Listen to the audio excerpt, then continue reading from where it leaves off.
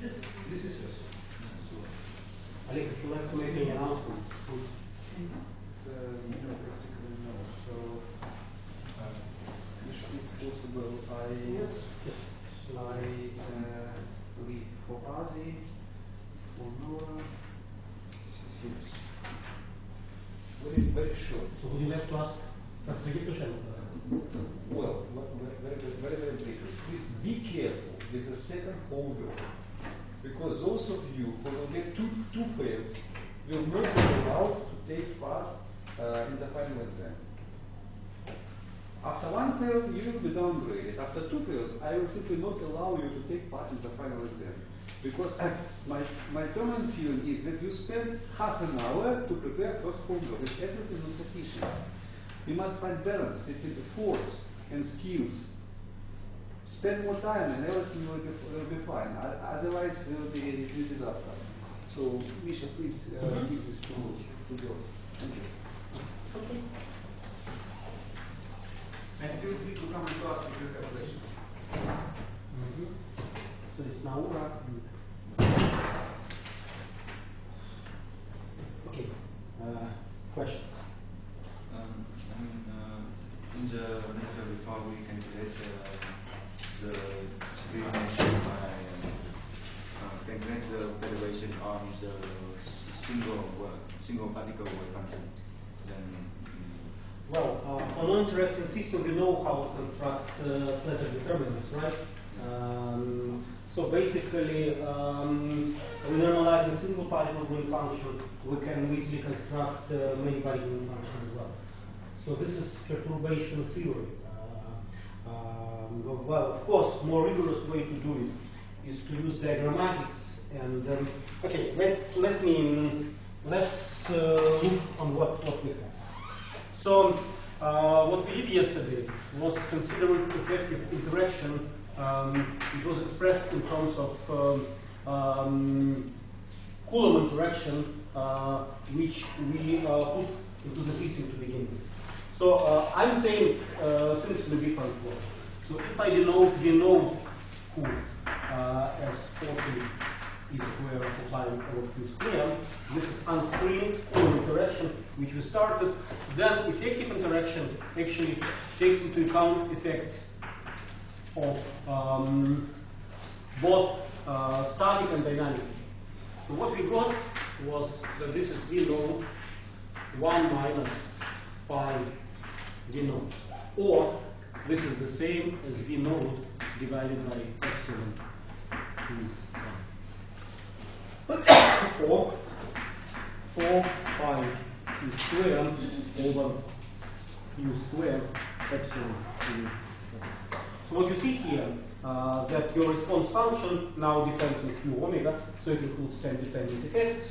And then, of course, from this connection, we can write down that epsilon Q omega is equal to 1 minus pi V naught. So please pay attention that in these notations, I inverted sign of pi. So yesterday when I defined the pi, it was written plus, but let's probably take another letter, if you like it better. Let me write polarizability here, where yesterday we wrote that epsilon in omega is equal to 1 plus pi V naught, and this is equal to 1 plus 4 pi e squared over Q squared, 1 over omega, sum over k sigma and k sigma minus a k minus q sigma divided by epsilon k minus q minus epsilon k plus omega. So this is what was written yesterday. So you see, just by comparison by this formula, pi is equal to max. But if we look at this formula carefully and apply a condition that PF AB is much larger than 1, this is a condition when our perturbation theory is applicable. We can expand it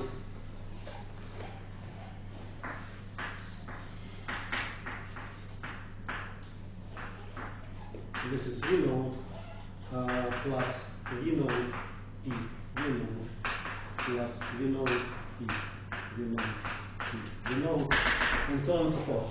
So you see that what is written here is just summation of some geometric progression.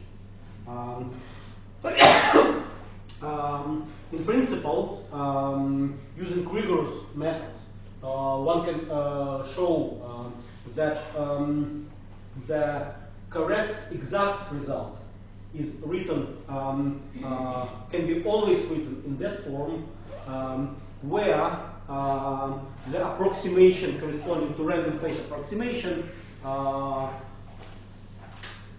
tells us that phi is expressed by pi node. So this is pi, between this approximation, pi node, which is 1 over omega sum over k sigma and k minus u, and k sigma, sorry, minus k minus u sigma divided by the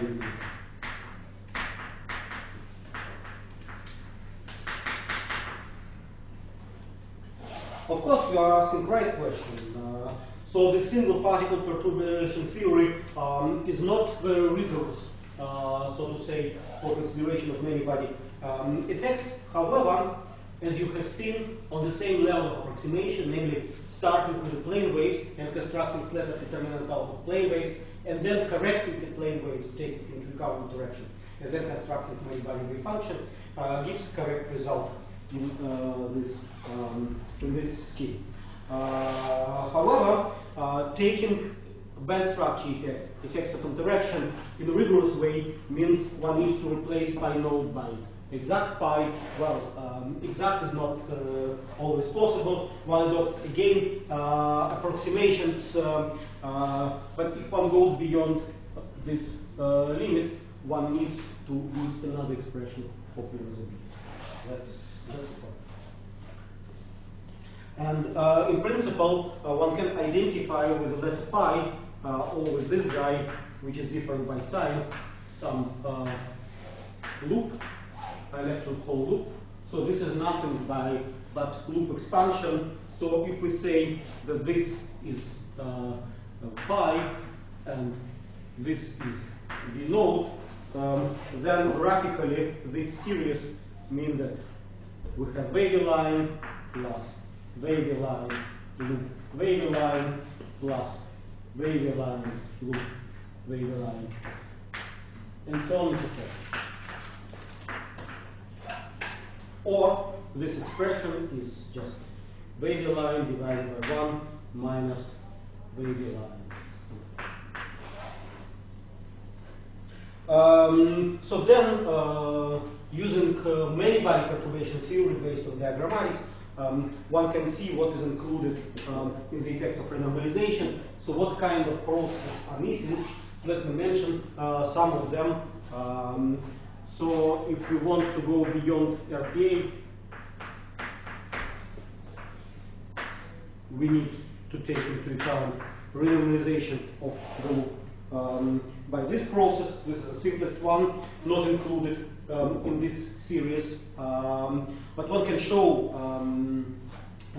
using the fact that each of line is a green function, single particle green function, that this diagram will have some smallness, 1 over pf a b, but if this constraint is not if this condition is not taken into account, then of course this diagram is also valid. Then, of course, in the next order, one can consider diagrams of that sort, as well as processes of that sort, as well as processes of that sort, and so on and so forth. So this is a way to construct consistently perturbation theory using effects of interaction beyond random phase approximation and using proper many body language and perturbation theory. But I hope you will study more advanced methods in your career, and when you come to the point of understanding diagrammatics, you will basically understand, and my assistant will help you with that, giving some initial knowledges, that this object, which is a green function of electron, when we consider non-interacting systems, so bare green function, this is in fact the green function of some differential equation. However, the green function for interacting electron system is not a green function of differential equation anymore. So in this spirit, doing what I did yesterday, namely considering plane waves and set of determinants, was absolutely consistent with this structure. So the differences will start a bit later. So as long as I did not take into account process of a green function renormalization due to interaction, this will include renormalization of green function by interaction processes. And this kind of diagram is also not taken into account in RK summation. So as long as I don't do that and still consider the first order perturbation theory that I still have plane waves, because what I did, I just renormalized coefficient in front of plane waves. I'm fine to speak about Slater elements and do what I did. Okay, more questions? Actually, yesterday there was a very good question after lecture, and I would like to repeat it and respond on it one more time. I promised to explain you what happens with insulators. So, what's the difference between metals and insulators when we consider the properties of the electric function? And in order to answer this question, let me repeat the expression for static electric constant, which was 1 plus kappa square over q square, where kappa is inverse Thomas Fermi rate. We see that in the limit of long wavelength, q goes to 0, the electric constant goes to infinity for metals.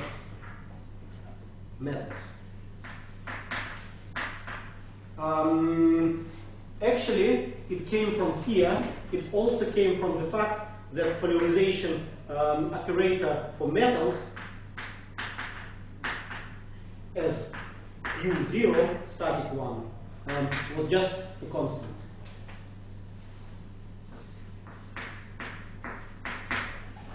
And then it actually explains that the charges in metal screen Coulomb interaction and effective interaction becomes short range in Havas time. So the Fourier transform, as we discussed yesterday, is p square over r e to the power minus kappa r. So the interaction is exponentially suppressed for distances larger than Thomas Fermi radius. What happens for insulators?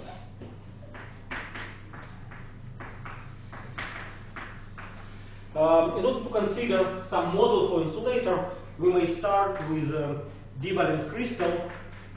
So this is valence bond, and this is conduction band, valence band,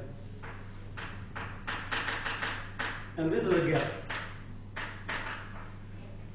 It's typical band structure of narrow band semiconductor. So you see that at temperatures smaller than gap, this system will not conduct electric current just because there is no carriers in the conduction band. However, at temperatures larger than gap, there is activation of electrons into the valence band, and this system starts to conduct. However, the resistivity of this system will be exponentially large. It will be like Eg over temperature. But of course, higher temperature it is, better conducting properties are. If we proceed with the calculation for that sort of the model, we will find that for insulator, and let's consider temperature equal to 0, Q0 behaves as Q squared times some constant, let me call it delta. So the difference between metals and insulators from the point of view of polarizability can be seen that the metallic polarizability remains constant even in the limit Q goes to 0, while polarizability of insulator goes to 0 when Q goes to 0. Moreover, it goes to 0 as a second power of the wave vector. If we plug in this expression for polarizability for the formula of the electric function, we will see that epsilon Q0 in the limit Q goes to 0 is just 1 plus 4 pi E squared delta. So this is a constant.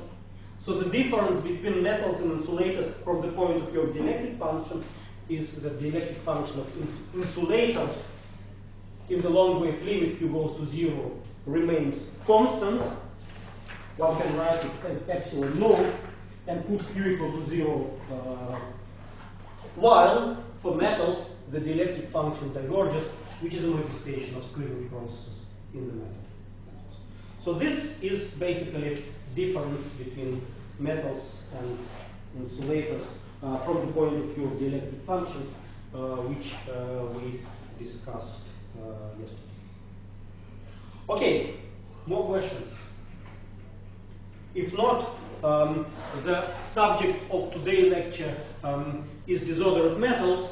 Let me write it down on Blackboard. But before I start with the discussion of this subject,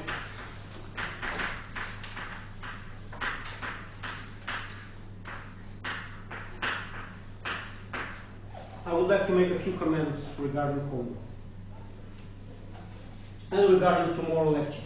Since I didn't see Patricia and I didn't talk to her, so we proceed in accordance with the scheduler, namely tomorrow lecture is the last one, and it will be at 2 o'clock. I think no changes are possible, and let's do it as it is. Homework. If you look at homework part 1, you will see the problem number 2, namely for temperature dependence of the number of particles in the condensate being in a harmonic trap. And the last problem, problem number 4 in this chapter, degrees of degeneracy of the oscillator. Again, 2 and 3-dimensional particle being quantum mechanical problem, particle being in harmonic parabolic potential.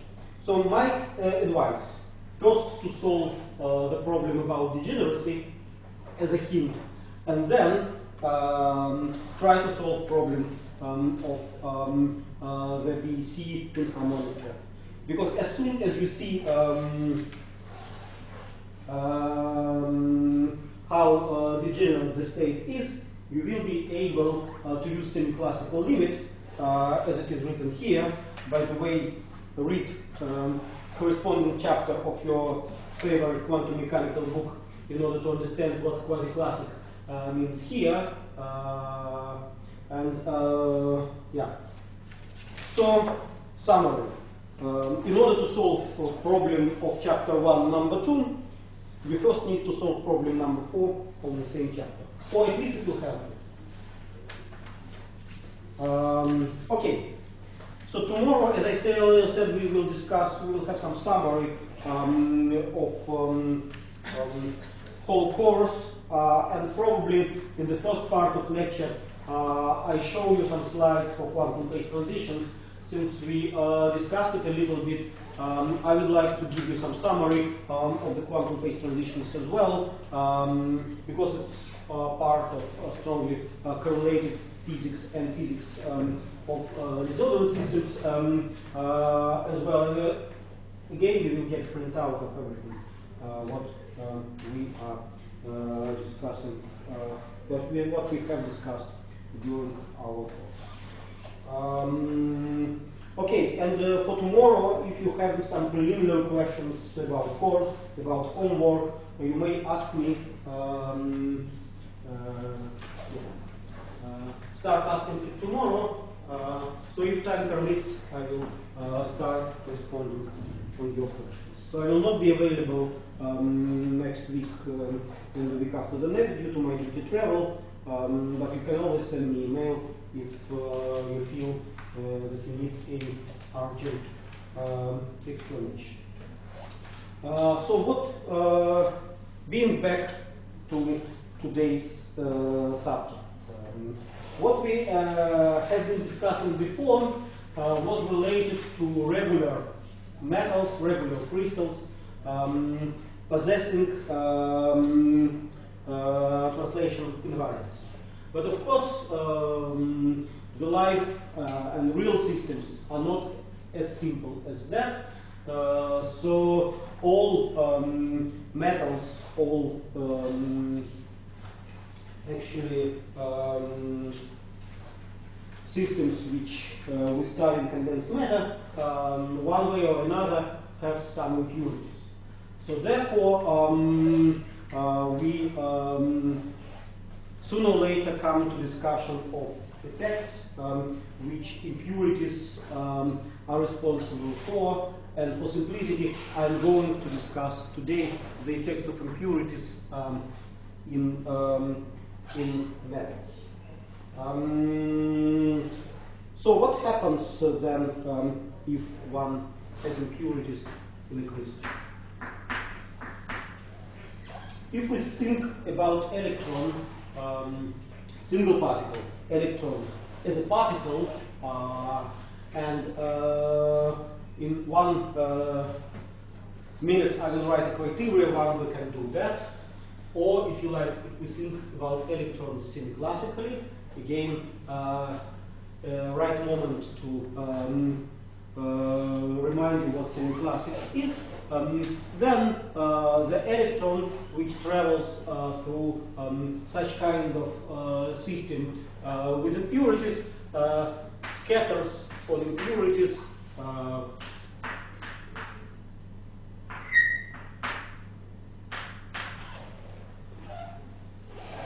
and therefore it leads to some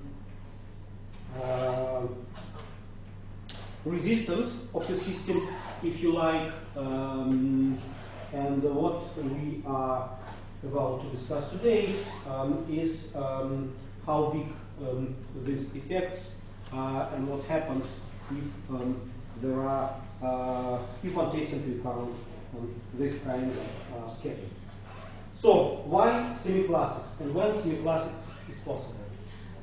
So when electron can be considered as a semi-classical object. In order to do it, one needs first of all to define the mean distance between two collisions as a mean free path.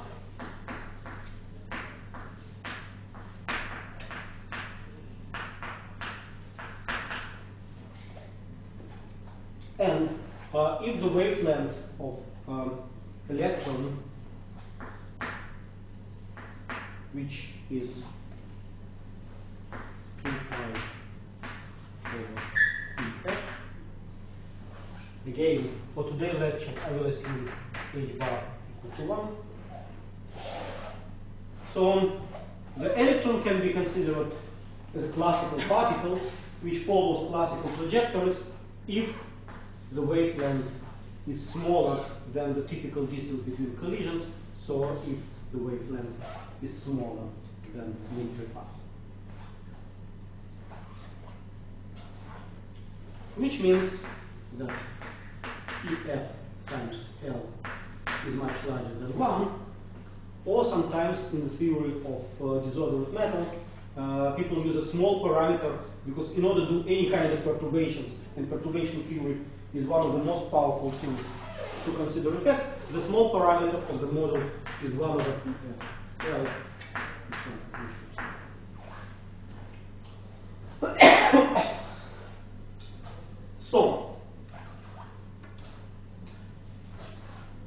you may ask me what happens if this criterion is not fulfilled. What happens if there is wavelength becomes of the order of meter? Then we start to see something which people know for nearly more than 50 years as a localization.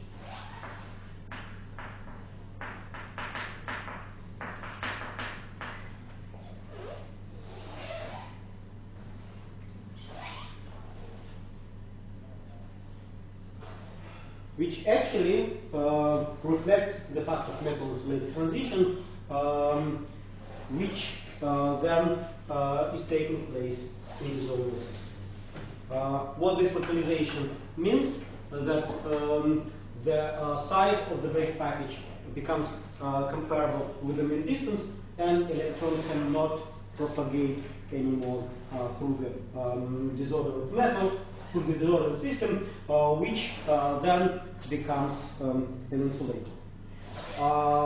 Since we don't have time to discuss the effect of strong localization or Anderson localization, and one of the persons behind the theory is Phil Anderson, one of the most beautiful minds of modern condensed metaphysics, who did a lot and who contributed a lot in many different branches of theory. You, of course, learn this name from the theory of superconductivity, where his contribution was really great.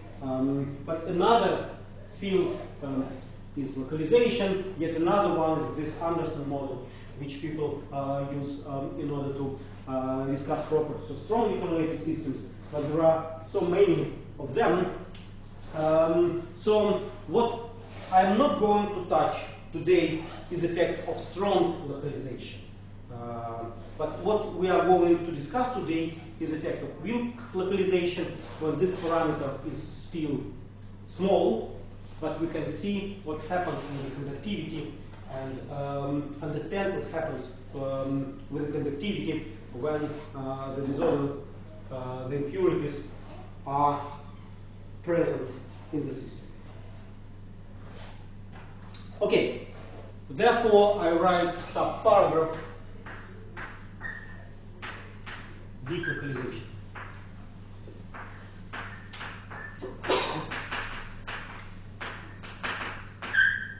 Actually, most part of my lecture I will be discussing single particle effects, because there is no interaction here. I'm just discussing the effect appearing due to presence of impurities in the system. However, at the end of the lecture, we will also discuss the effects of interaction and see how interaction lead to some quantum corrections to conductivity. So, I know that Professor Yevtushenko discussed with you Drude conductivity, and you all know that Drude conductivity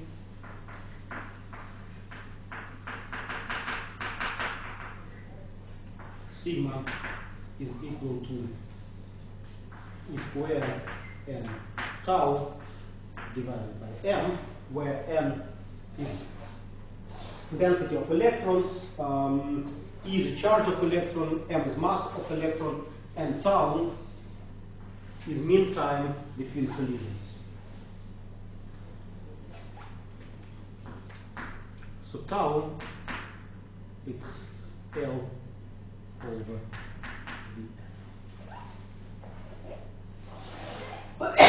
Once again, although we don't take into account the effects of interaction, but we do take into account many body effects encoded in existence of Fermi surface. So we consider electron gas of finite density. It's not one electron, it's electron in the presence of Fermi C. So there is many body physics there, even in this unit. Okay. Since we are dealing with single particle effects, let's again follow the same strategy which I used during the last lecture. Let's consider the wave function and let's speak on the language of probabilities. So suppose the electron travels from the point A to point B, and there are several passes which electron can move. Some passes are simple, some of them are not as simple, and include some self-crossing loops. But what we know from quantum mechanics is that it is not a probability which but the amplitudes of probability. So if we want to consider all processes for electron coming from A to B, then W, it's sum over I J I plus Ij modulus squared.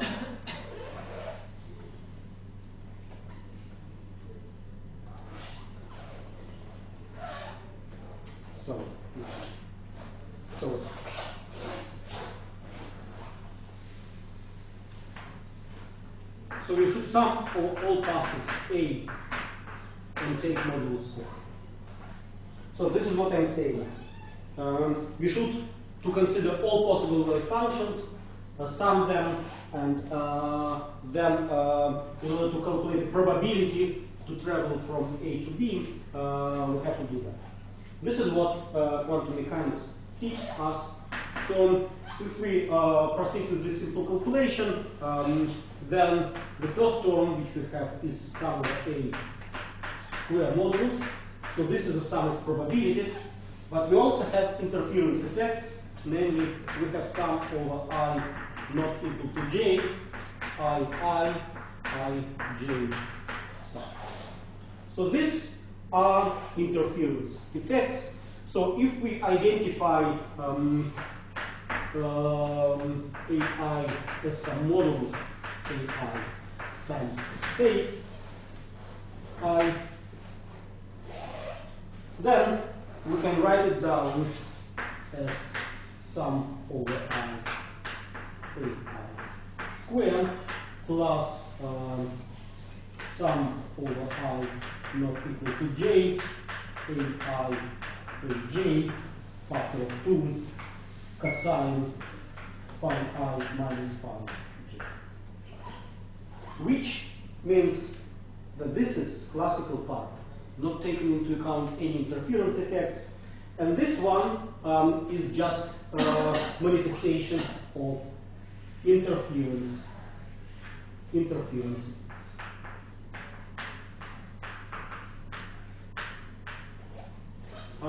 Where phi is of course semi-classically, and this is nothing but semi-classical limit, it's just integral from A to B, P, D.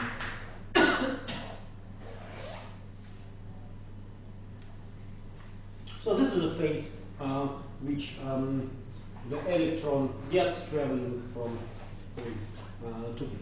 Of course, when we average over all possible passes, we have to average the cosine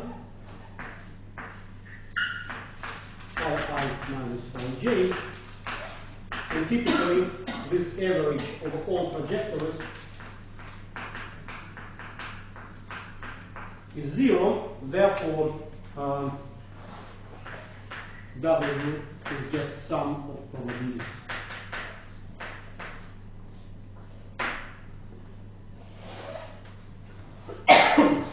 So this is what we have in classes, but let's look at this formula more carefully, whether it's correct or not. So when interference is not important. If we are talking about trajectories which do not include self-crossing, this is definitely correct. However, let's look at trajectory with a self-crossing.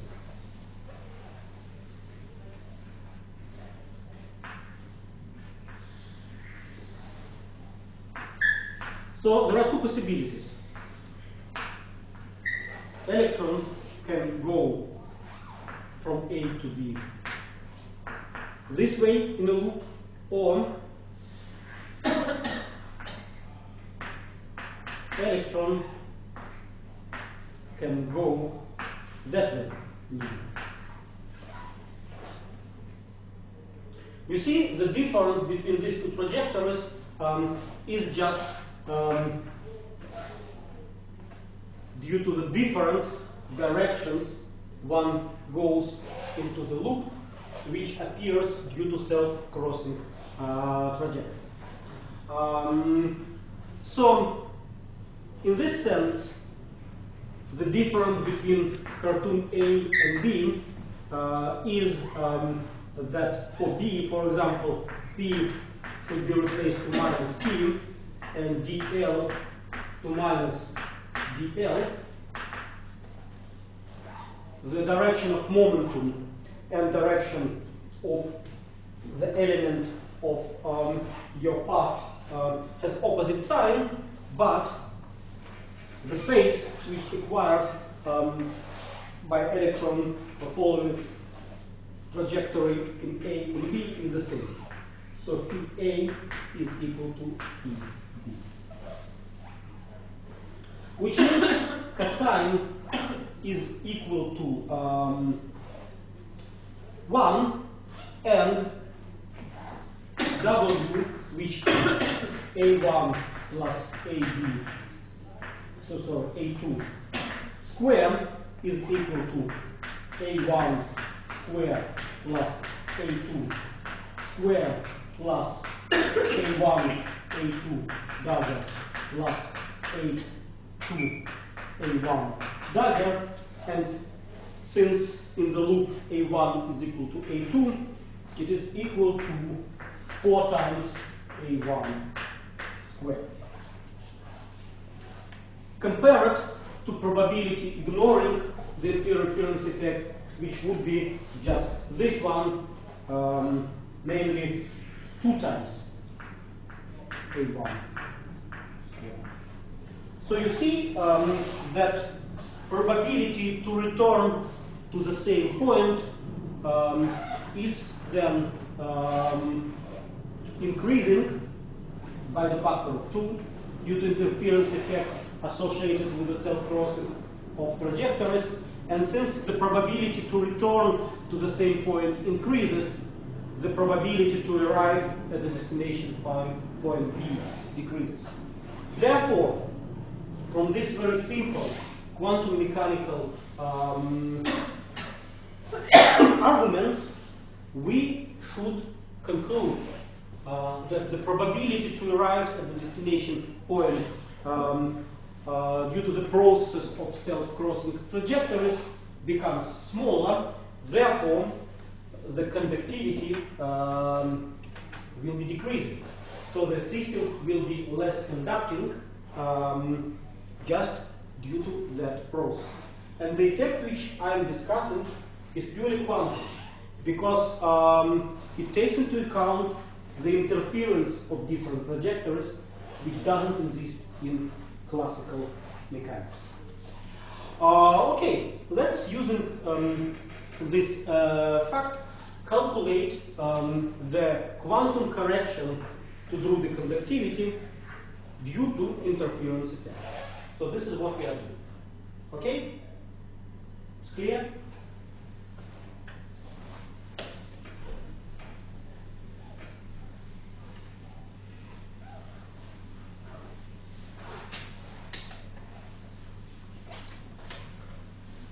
Actually, this nice theory and nice explanations, you might be surprised, was done in the last 20 years.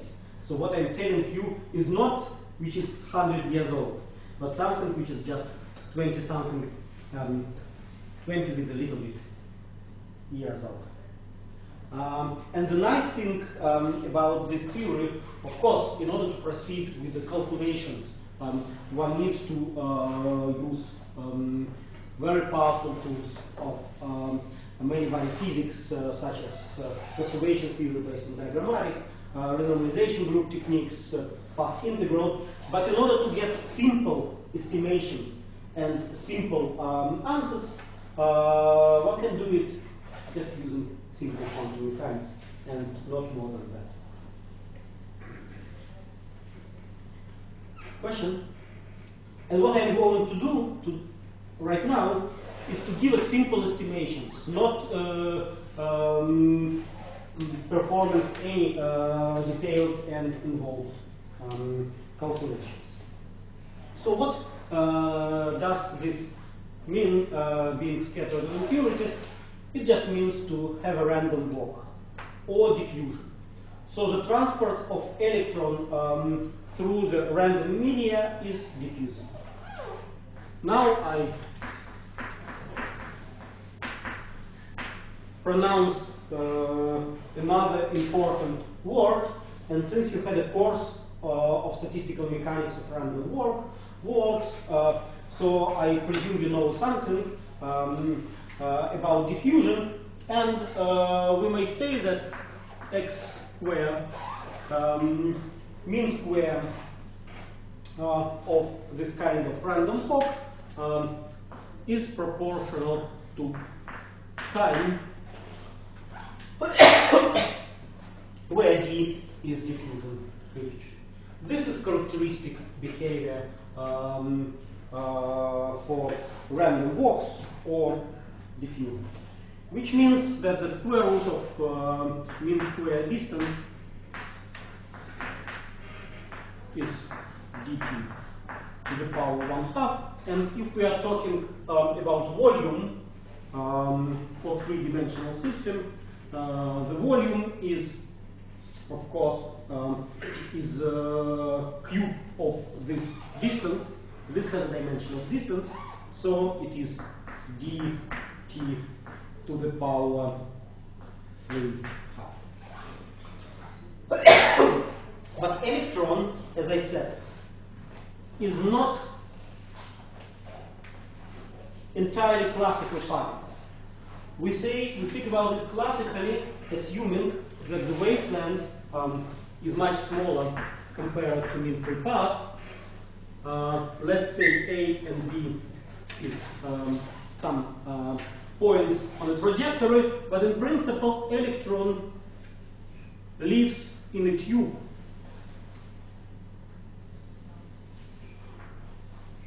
of the size lambda, and the relative correction to the conductivity delta sigma over sigma, which we already said is negative,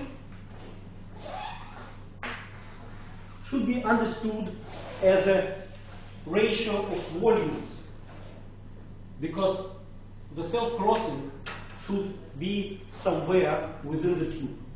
So the difference of the volumes, one is lambda square times v dt divided by the volume due to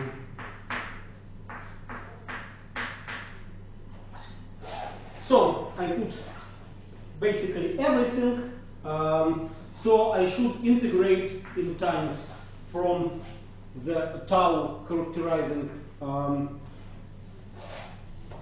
time between two collisions till some other time, which I'm going to discuss now. So this condition, and this is fairly actually provides me a condition that there is at least one point of self-crossing trajectory within the tube with a radius lambda. So I'm not wearing on the coefficient in front of the numerical coefficient, and what I'm considering the time of diffusion, which should be larger than time between collisions, which I denoted as tau. So tau again, it's L over time velocity. but should be sufficiently shorter than tau phi, and tau phi is a time which characterizing the loss of coherence of the wave function due to inelastic collisions or spin flip. So tau phi is some extra parameter in my theory which shakes the wave function, which breaks the coherency of the wave function due to other processes not taken into account here. Here, everything is elastic. And everything is spinless. However, as I said, there might be processes when electron transfers energy to the atom or electron flips spin, and then we arrive at quantum physics. So, what then happens? If we calculate this integral, and we can do it easily, let me still keep proportionality minus lambda square df over d to the power 3/2. I'm not caring about coefficient, so it will be minus 1 over t to the power 1/2 in the limits from tau to tau phi. So then it's minus lambda square df over d to the power 3/2, 1 over tau 1/2 minus 1 over tau phi 1. We may define corresponding length to tau phi. I will denote it as phi, which would be just square root of the diffusion coefficient times tau. From this simple argument. So what we have here, is the following. If we write the diffusion coefficient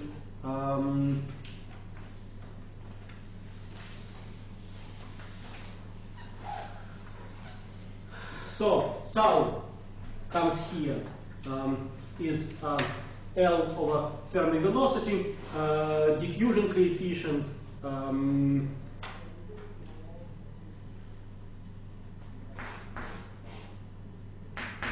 is L squared over T tau and is L times V for estimation. So what we get here, it's plus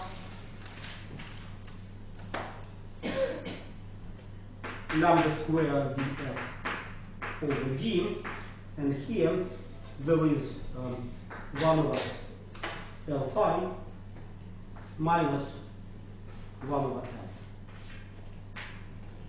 So the correction is of course negative, but what we see here that the length corresponding to losing of coherency of electron due to an elastic process comes as 1 over L here. So basically, since this time is much larger than tau, in principle we can always drop in 3D with this term and nothing happens. So in 3D,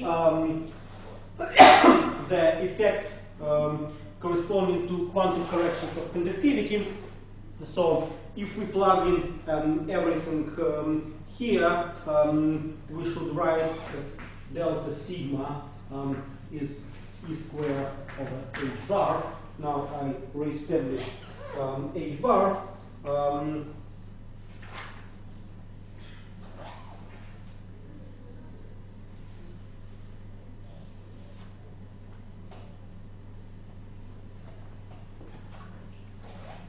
It will be minus 1 over L minus 1 over L phi, and we can always drop this. Why I'm so careful defining tau phi and L phi? Because these times corresponding to inelastic collisions depend on temperature. We discussed the process for electron-electron collisions while discussing thermodynamic properties, and you remember that 1 over tau characterizing electron-electron collisions is proportional to t squared over Kelvin. So this is time which occurring due to electron-electron collision, which is associated with energy transfer. So while all other constants like mean free path and velocity, wavelengths of electron are not sensitive to temperature, L phi, which can be associated with a scattering of phonons, for example, is very sensitive to temperature. Therefore, measuring corrections to conductivity and temperature dependence of these corrections, one can say about quantum origin of these corrections. So as I said, in three-dimensional metals, nothing is so remarkable. But let's now consider, for example, film. Let's consider film with a typical thickness A. What then changed in 2D? Volume would be dt to the power 1 times A, because electron cannot leave the film, and therefore, if I proceed with the same style of calculations, I have to write down A here, and the fraction of two volumes is just given by this expression.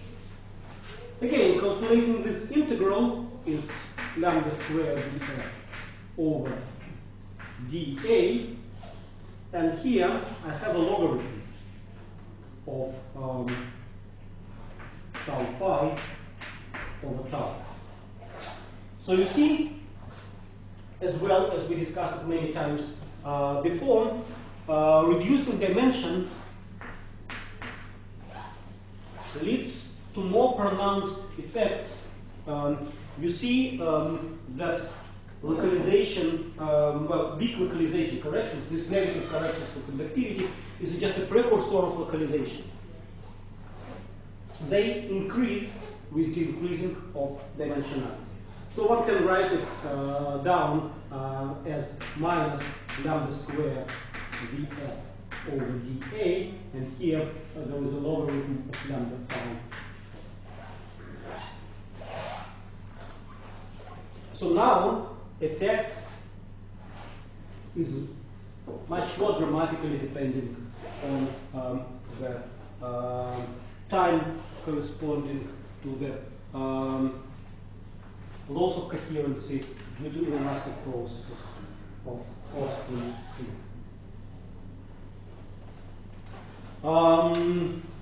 Okay, let's then consider a wire, one wire of the diameter A.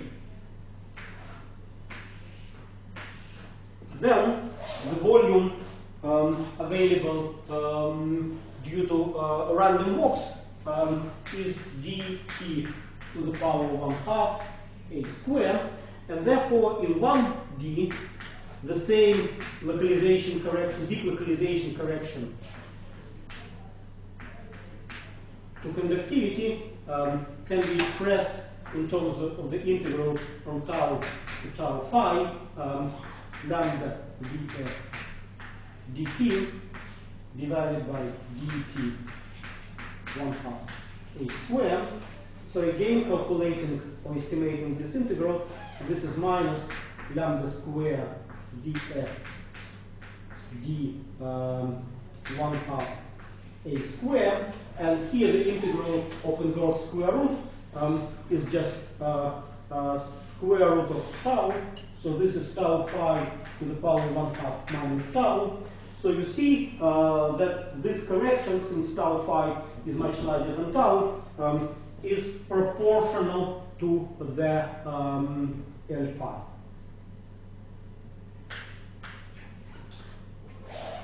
Let me summarize it in one expression.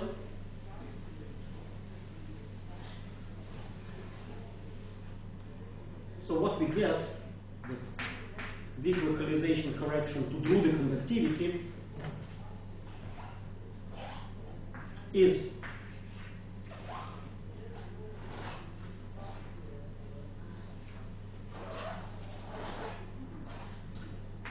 E square over H L phi plus constant in 3D, and I deliberately separated this one because constant is of course larger than this, but this one is temperature dependent. It is equal to minus E square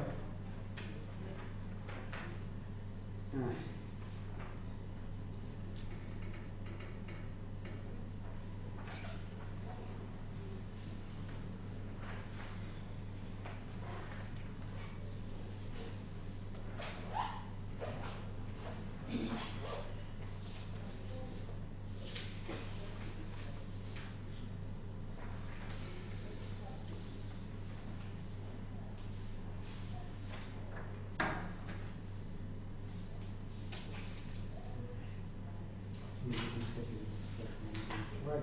Let's write it in this way.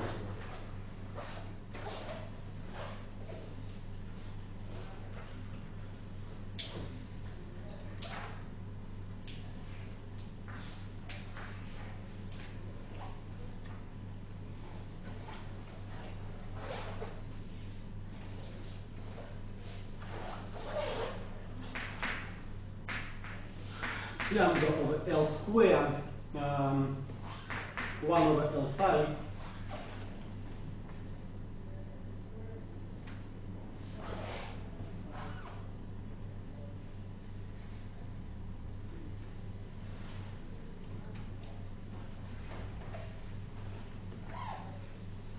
I want to have dimensions.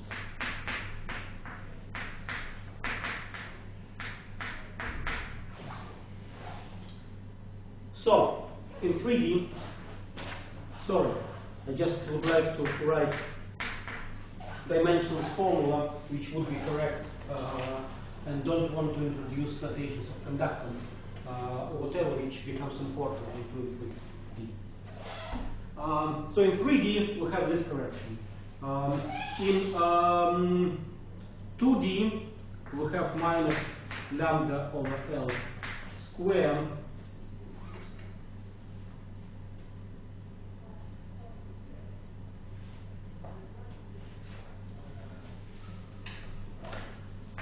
lambda squared over L8 logarithm of L5 over L in 2D.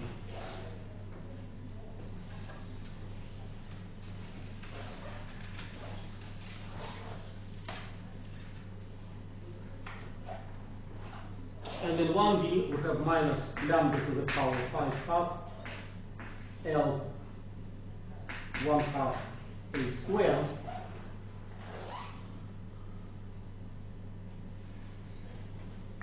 L5 over L.